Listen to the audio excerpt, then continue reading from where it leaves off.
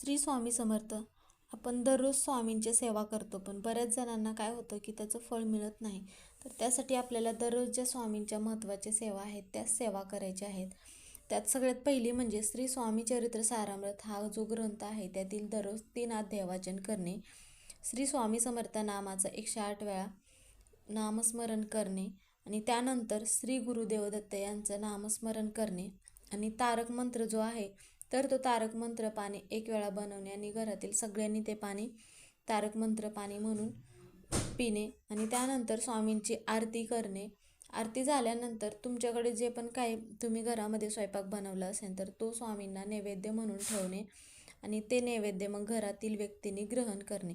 तर ह्या ज्या सेवा आहेत तर ह्या सेवा दररोज केल्यामुळे आपण स्वामींच्या ज्या पण काही सेवा करतो त्याचं फळ आपल्याला मग नक्की मिळतं. त्यामुळे ह्या महत्त्वाच्या सेवा आहेत, त्यामुळे ह्या स्वामींच्या सेवा आवर्जून करायच्या आहेत.